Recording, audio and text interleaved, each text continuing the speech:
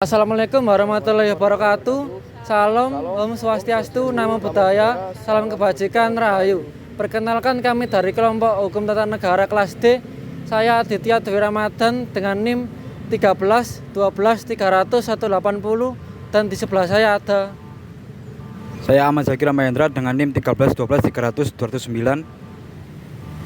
Saya Kansa Diva Masayu dengan NIM 13123 00174. Saya Ryan Rizky dengan NIM 13 12 300 172. Saya Fitri Duyanti dengan NIM 1312300 185.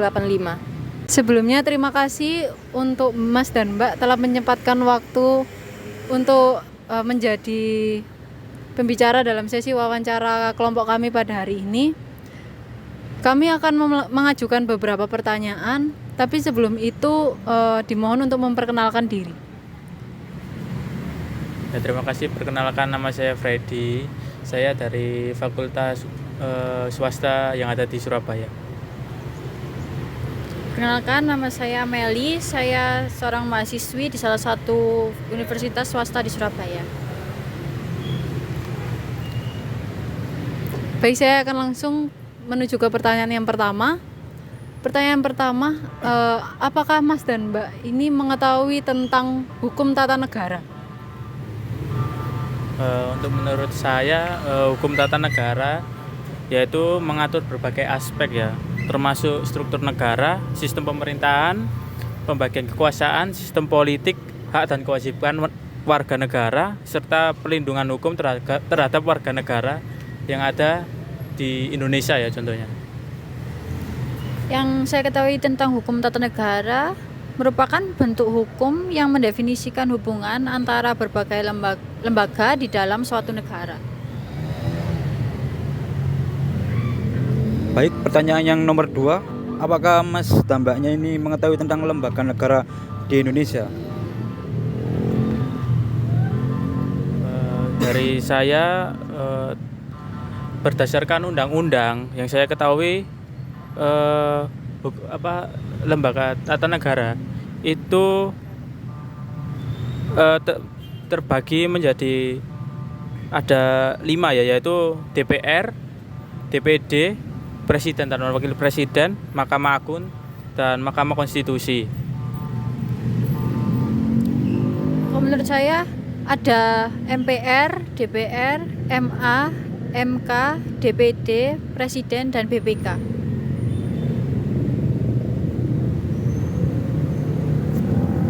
Baik, pertanyaan yang selanjutnya, apakah yang Mas dan Mbak ketahui mengenai lembaga yang dikelola oleh hukum tata negara? Dari saya yaitu lembaga yang dikelola oleh negara, salah satunya yaitu MA, di mana MA adalah lembaga tinggi negara yang merupakan pemegang kekuasaan kehakiman bersama-sama dengan Mahkamah Konstitusi. Yang saya ketahui ada 3, yaitu eksekutif, yudikatif, dan legislatif. Sebenarnya bukan cuma itu saja yang ada, tetapi juga ada lembaga administrasi negara dan lembaga peradilan administrasi dan juga lembaga badan usaha milik negara, dan ada juga lembaga desa. Dikarenakan Mbak Meli sebagai narasumber terdapat kepentingan mendadak, maka digantikan oleh narasumber berikutnya. Oke, terima kasih. Sebelumnya saya memperkenalkan diri. Nama saya Tricahyo Kusumo. Baik, kita akan ke pertanyaan selanjutnya, yaitu nomor 4.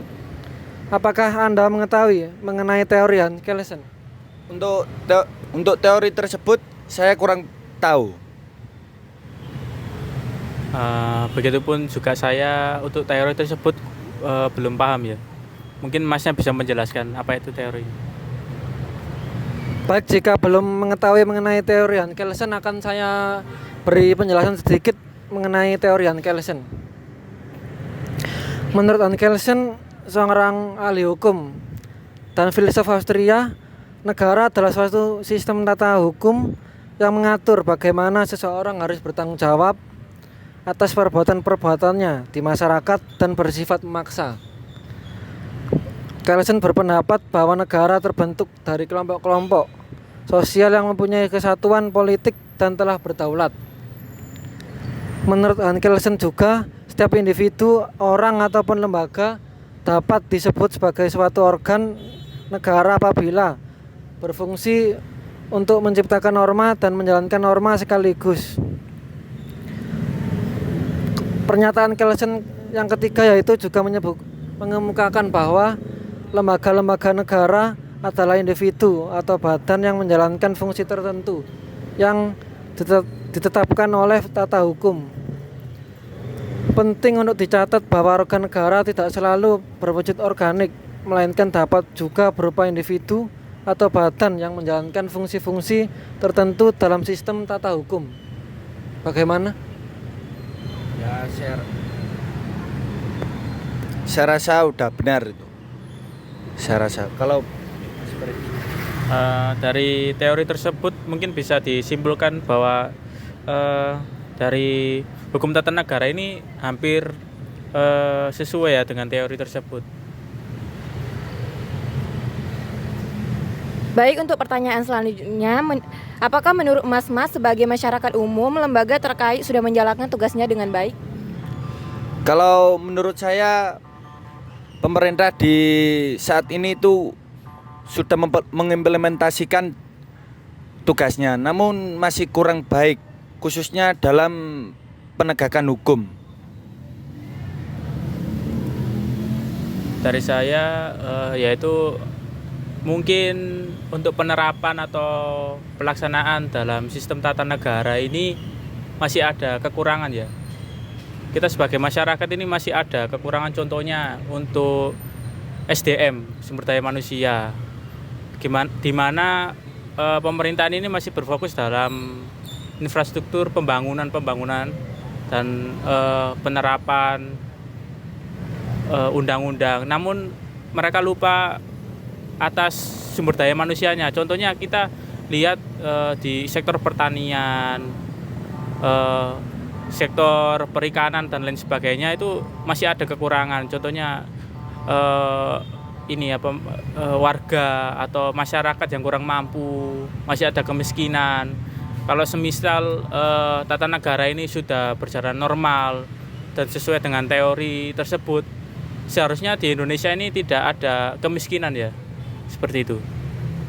Baik, selanjutnya pertanyaan terakhir. Apa yang diinginkan dan diharapkan mas-masnya ini sebagai masyarakat umum terhadap lembaga negara yang ada di Indonesia?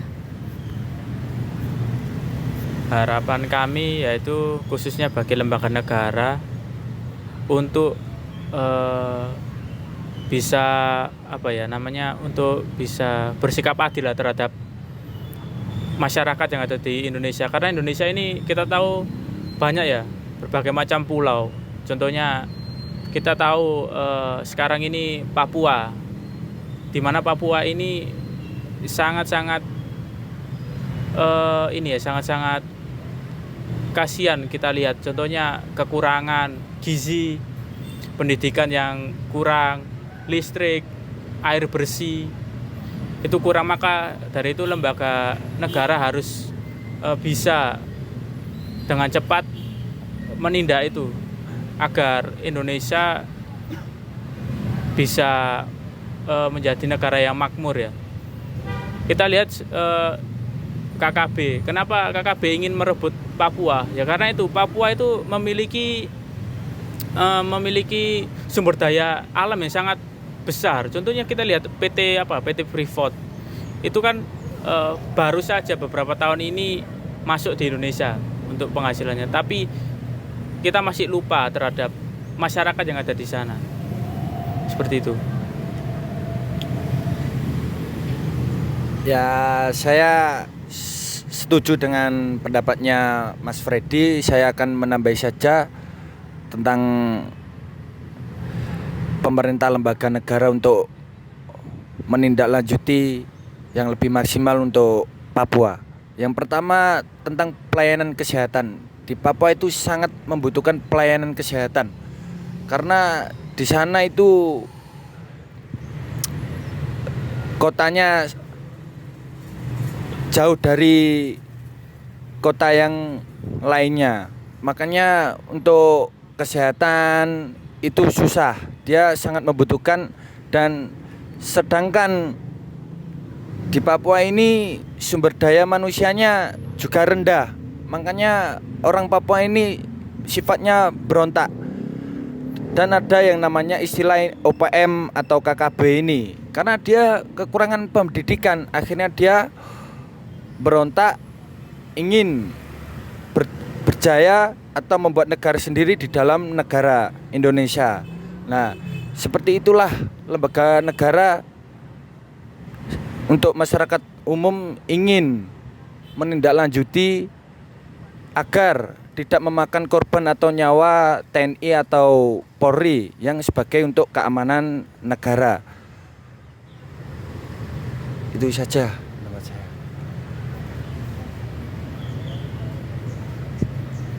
Baik, terima kasih atas kesempatannya kepada Mas Suma dan Mas Freddy.